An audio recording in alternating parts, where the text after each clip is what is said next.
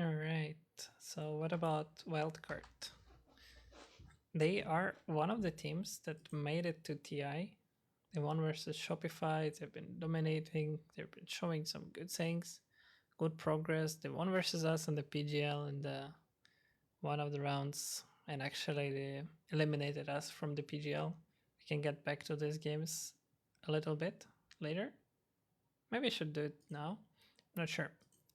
But what I'm sure is that right now they've been playing quite a lot on the tournaments. Huh. What is happening with them though? If I go to the player profile, let's say Speed, they've been playing officials even right now. And the current state of their games is not looking very good, considering the fact that they're playing versus tier 2 teams that are not participating in any tier 1 events, right? Maybe they're getting some new info, maybe they're trying some new stuff. But from what I see is that they're kind of struggling and struggling a lot. All right, so let's see if we can spot the pattern here in the drafts, and then we're gonna look at the replay that we will find interesting. That would be the content of this type of video. All right, so let me move myself a little bit. Okay. So let's say after patch, we're only looking at these games. Not sure what is this team. They played versus. But let's see what's happened on the draft. First pick DB, quite popular hero right now. I would say it's still one of the most, if not the most popular hero at the moment. Get answered by Undying, which is the flex to offlane, probably just an offlane. Then Medusa 13, keeping things open. Medusa can also flex. Lion Bane, they both have a nice way of removing Medusa mana. Like Bane ultimate is removing mana, Lion third skill removing mana plus Hex will deal with illusions. And on top of it, it's also some sort of like 3 heroes with each of them have disables, each of them have nice crowd control and everything. Wildcard answered it with a Rubik Chen. As Tobidodo would say, 2 utility supports. You don't want to match utility supports in Dota. He said it like a few years ago or 1 year ago. This idea still sticks with me. It kind of resonates in the idea that you want one of your supports to have sort of damage, sort of teamfight presence that will actually overlap the lack of utility that other support provides. So for example, if one of your support is Shadow Demon that provides a lot of like save, disable, everything, you want other support to provide initiation damage ideally and an ability to run in. And so it got answered with a TB. I'd say it's not a bad answer, but it also can be like sort of risky. I guess it's just to find a hero, like it's just a stable carry. The risky part is that it's kind of you already showing what you're made of, and the wildcard can still decide to pick another carry. Alright, so they understand on aim possible that this is not happening. This Medusa is locked in as a carry. They pick Bungler, which is considered the best mid hero versus Duza, and this game is just a now draft. Spirit 24 is a nice try. I like the fact that this game went 35 minutes. That means they had a nice fight going on. Dire had been winning 6k, and then suddenly something happened around minute 26. So let's see this replay for a little bit. Let's see this minute. Let's watch at minute 9, then we watch minute 13, then we watch at minute 16, and a minute 26 of this game. And then we go next. How that sounds like the content.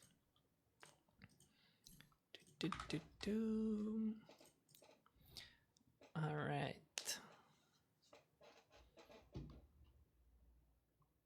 I'm not sure how long this video is gonna be.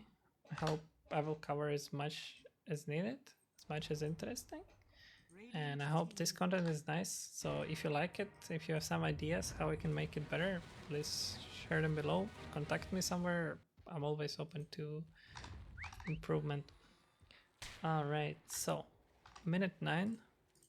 We're skipping laning stage really. They're gonna have a nice advantage going on, rising up on their side. So what's happening on the map? Let's see. Chen gathered his level 5, get some mana glitch creeps. Top is free farming. Undying died bottom. Pango I believe used the TP, rolled on him. Doesn't really matter. As the most important thing that's gonna happen is gonna happen on triangle as we spoiled ourselves. So not Pangolier ulti, no meta. Ursivai feels strong to go in. Gets spotted by the wards. By the ward that was placed to protect the stacks. As well now gets spotted that he placed a ward. They're approaching the stacks, dewarding the camp. Medusa starts farming. They know there is no roll. They know there is only DB ulti. And so they feel very strong about committing. DB ulti used. Ursivai gets some nice armor from Chen. Still gonna end up dying, but they're gonna get a lot for it. They're gonna get 3 kills. On top of it some stacks. And now Rubik is gonna farm bottom. Doesn't matter. Ooh. And also Undying is ulti. It's okay. So next timing for us is now they're gonna grow their lead. I'm not gonna jump anymore. I'm actually gonna just walk it through. They're gonna open mid tower with it, show how exactly they gain their lead. I'm following Undying as he's the main character for their team right now. Medusa is not involved in any fights anymore. She wants to flash farm her items, and her spirit is a little bit in the farming state where he can join things, but he's not the one like starting. He's not the one initiating push or anything. Perhaps some active run. So Pangolier trying to roll. His roll gets stunned.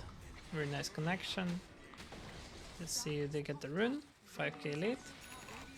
Now they're approaching bottom. I mean, I was saying like Earth Spirit. It doesn't mean like Earth Spirit cannot initiate. It's more like Earth Spirit wants to connect to the sync and then show his presence. Here. Okay. Dolphed. What happened? From his vision, he's just poking. He did not see lion, so he got surprised. The least to say. And there comes their push.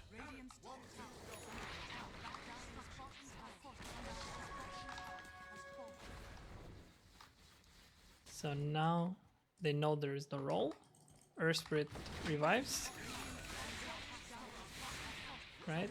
And they are smoking to the enemy wisdom. They know there is no roll, no Dawnbreaker ulti, same as before, same as the first move that we've seen. And the idea here is to attack on the wisdom, get a hero, get the wisdom. Like, even if they don't find a kill, they'll still get some sort of objective. At this moment, Medusa also pushing top lane, so they can actually pressure this tower.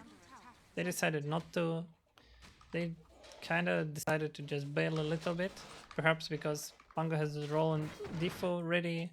Perhaps because they just want to farm a little bit more. They spotted some heroes on their triangle. They're now initiating. Medusa is tipping. And let's see what's gonna happen. Pango dies. First Spirit chases. Medusa used the ulti. Now Radiant team have a nice window where it's no Medusa ulti. DB is just pushing top. She knows that Medusa TP'd bottom, so this area is now free for whoever wants to claim it. Maybe Undying should TP and defend the tower, but instead the tower just fell from like almost 100 to 0. Whatever. Rubik is here to defend in the end. They're trading map where Medusa is farming bottom side. Chen is finishing his drums. Her Spirit already has his Blade Mail, he wants his BKB, and Undying has his Crimson, almost. So why I'm mentioning these items is basically their power spikes. This is what they're... Before they get these items, they kind of have an ineffective net worth. Where, for example, TB has only Manta right now in Dragonlance incoming. Alright, so nighttime, Rubik gets spotted on top. He actually just walked under vision. They knew Rubik is top because he was there before. Dire decided to take this fight. DB ulti is already kinda used. But now we can see the fact that DB is untouchable in this Turbzone fight. Especially when Medusa is not involved in it. She doesn't have a TP yet. She only gets his TP now. She's looking to TP and help his allies. Crimson is not there. Earth Spirit kinda did a lot of damage but not enough. Medusa in Chen is only 2 heroes left. And Radiant understand that they're stronger, chasing, they go, they kill. And this is the first time like the advantage swinged a lot. Let's actually fast forward. Next objective is usually Roshan, then there is Tormentor. They decided to do Tormentor first, never mind, they're smoked out. What happened? So what was the info for Radiant team when they smoked out like this? They see Earth Spirit, no BKB yet. They saw Medusa bottom, gating. They kind of want to meet him. They see that Medusa did not gate yet. And perhaps they think that Radiant are smoked. I mean, they just felt like Dire are smoking here. They know that they're not gonna give this objective for free. Sending this illusion with the smoke is also a big thing. Lion playing for reveal. And they're initiating on the Earth Spirit who doesn't have BKB. They're trying to burst him even though there is Crimson. They still have enough damage. Medusa lost half of his mana, almost all resources in the process. Get Lotus flicked by something or get some nice mana back. And now no Medusa ulti, no Meta, no Undying ulti, no roll, no TB ulti. Pango still going in. Damn, this is cool. Look at this. Right, so he doesn't have anything yet left on Pangolier and Aghanim quite soon, but he still wants to like poke. So he goes in, gets hexed by Rubik, and just because Dire don't really have enough bursts, like because of 2 utility supports as we said, both Rubik and Chan, Pango survives and Radiant are like giga committing, end up wasting grip, Medusa end up being fine, and Dire end up in Wildcard end up taking the Tormentor, which is great for them. That means disaster avoided, the BKB has been finished, the Earth Spirit, Medusa wants to finish his axe now, Aghanim Emperor plus Mjolnir is gonna give him a lot of DPS, especially versus TB, because it's mostly magic damage and Radiant do not have pipe yet.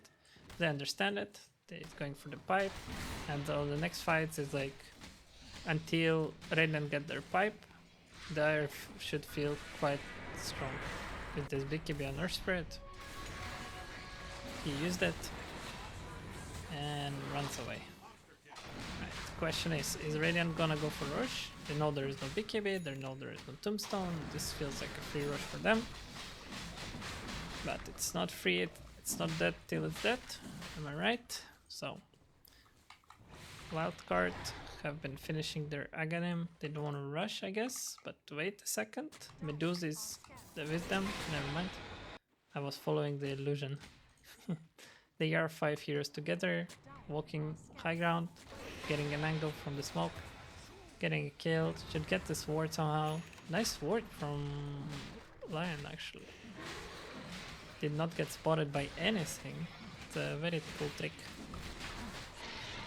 Get the edges. So they have a full control of the map right now. What's happening next? Medusa? I like how they made a move without finishing item on Medusa though. They just found like an angle, got the support, perhaps they saw someone outside. And yeah, played out of their info. It's important to do such smokes when you have the ability to attack and burst. And now it feels like they do have some sort of like strong teamfight presence. Like if you fight around Medusa, if you put Tombstone, and you somehow protect her from getting bursted, which is honestly not the hardest job. You just need to like make her spirit fight everyone. Fight should be free. They decided to smoke a tree while Medusa is tipping top with edges. So they're smoking to the person who is tipping with edges. If Radiant decide to attack Medusa here, they're ready to counter initiate. If they are attacking here, Medusa is ready to connect and help. So this is like a win-win situation for Dire, on a paper at least. Radiant using smoke to get out. First spirit runs in, get initiated, did not press Vicky because he did not expect the insta-hex. So he has Chen ulti to escape, wasted his ultimate. And now TV, they are trying to burst TV. It's a very hard mission, especially versus DB who has the pipe. Medusa wasted his ulti. Rubik stole the DB ulti, but it's not enough. As they will now fall, as now they will die. And the lesson learned here is not take free kills for a free kills. If this Bane looks free and you don't have detection, or you don't have, or enemy have a DB, you better poke it with something. Like their initiation is not as clear. As I said, our spirit doesn't really want to be the one rolling in. What else they could have done is just let Medusa run in and help him if they attack him or something like that. Alright, that would be it for this game. After that, I believe... Ooh, something happened actually. I guess... Let's see, I'm just watching map. So TB took the high ground, one tower, the farm. I guess Dire just took Tormentor or whatever. No, nothing really happened actually. There is another fight here where Medusa got... There is another fight here where Medusa got initiated on. He's running in alone, without any vision. Get stunned, get hexed. Honestly, I like this fact that Lion is not about the mana draining Medusa. Like in this part of the game, it doesn't really matter. It's just about keeping Medusa in the position for TB to hit, for Panga to roll. Not be kept down. TV also. He knows that he has pipe, he knows he has some... That enemy don't have enough like burst for him. Burst, stuns, whatever. Has kills. This game is over. Alright, let's move on to the next one. So what do we have here? Game 2 versus them was even higher stomp. What did they adjust in the bans? The impossible banned Dawnbreakers themselves. SF Betrayer were banned first stage. Marcy has been ignored in the second game completely. First pick Quop with an answer of Bane into 13 Lycan is pretty interesting. 14 15 Chen Task. I would say it's similar to Chen Rubik, but it's like a problem of Chen is that you want to have some... It's hard to know what exactly you want from your post 4 when you play Chen, right? Like me as a Chen player, I would say I enjoy playing with heroes like Tusk. I enjoy playing with heroes that are not afraid to run in. So for me, Tusk is like way better option. But I need to understand that he's not providing enough damage. So for me, the best heroes I've ever played as a Chen, I think, were always something wild as a... the Marcy maybe, and some Shaker. I know Shaker doesn't really like running in first, but the concept wise, I don't know. Hero is hard. Betrayer is the best. You push tower, Betrayer lasso people away, feels good. I love Betrayer with Chen. This one, you scratch whatever I said before. So it's the Chen Task, but Betrayer is permaban, so it's impossible to get him. And there is a Ringmaster of Nature's Prophet 16, 17. Perhaps it's a Nature's Prophet carry, someone might think. And then there is Swan 18 as an answer to Lycan. 23 Darkseer Task Lane. 24 Troll. I would say their draft is okay on both sides. I like it both sides. Let's see what happened on the graphs. So why don't we have any info here?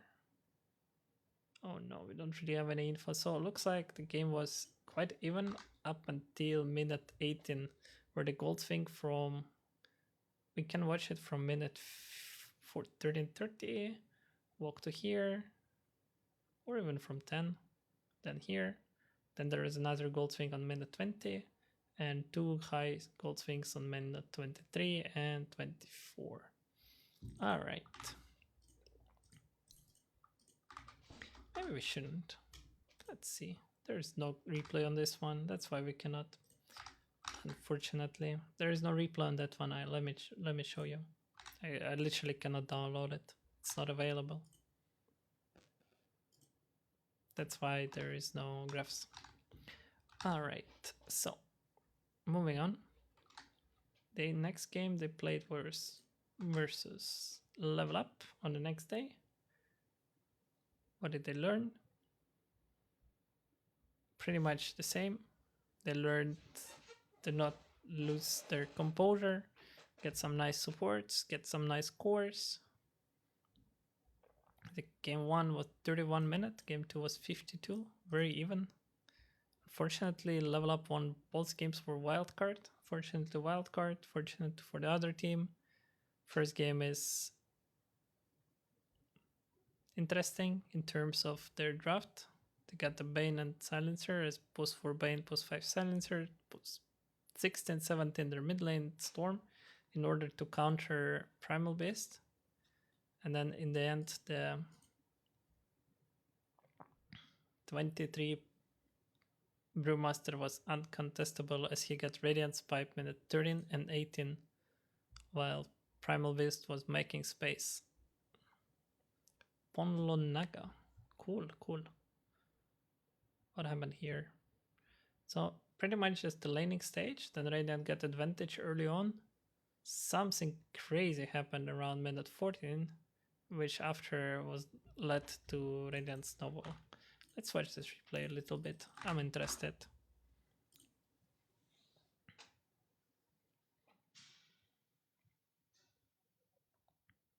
Again, I'm not sure how exactly I will upload it, perhaps as a full file.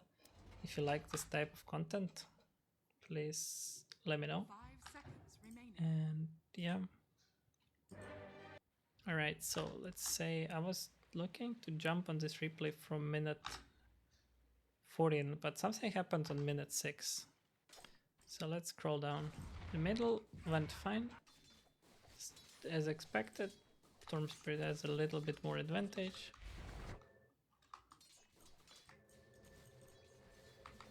Lane is pushing into Master. They're committing, they're getting the TB kill. That's cool. Fun fact, when TB uses meta, does he lose his move speed? Look at this, he has 315. His boots 360. No, he does not. It was in the past. Nowadays it's not. I'm just getting old. There is a lot of slow anyway. Right, regardless. No meta on TB. Primal is top. Warded behind the tower. Nice play by Matson, connecting, pushing with the siege creep, as well as Naga gating. Very fast play by Radiant overall. Alan team was charging away. My old teammate from Alliance. Alright, so now there is chasing Yamson a little bit more. Storm has an active run for this.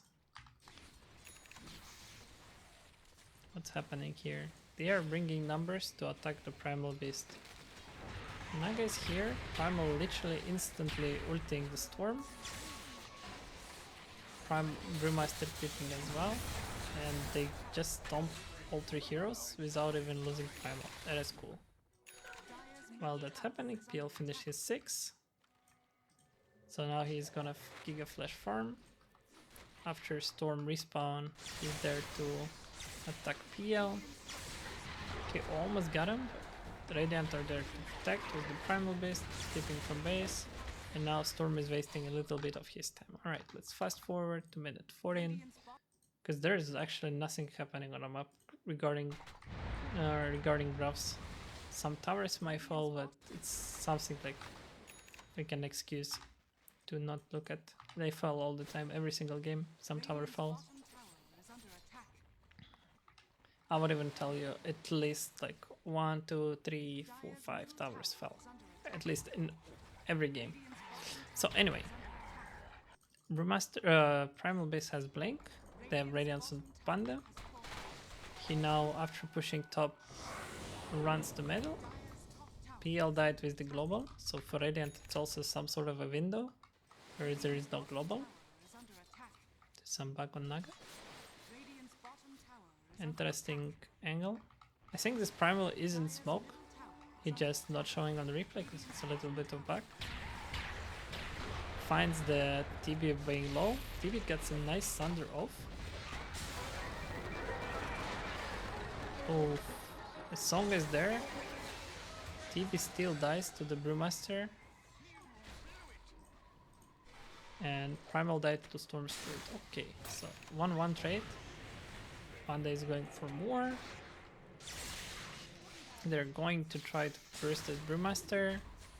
He's in a green form, so he has a little bit extra magic resistance. He's gonna die. So it's 2 for 2 now. Sinking died. Silencer is dying. Storm Spirit gets net. And no mana is gonna die as well. So PL gets his kills. And that was the pretty solid, as from what I see on the graphs, PL will die here again. Let's see. Farms in the vision, gets spotted, dies. And after that, he's not gonna die at all. While PL was dying, Radiant found another TB kill on top. And they're also sieging tower with the creep wave. Very cool, very nice. And yeah, good job, well done. If you look at the graphs, what do we see? Regarding items,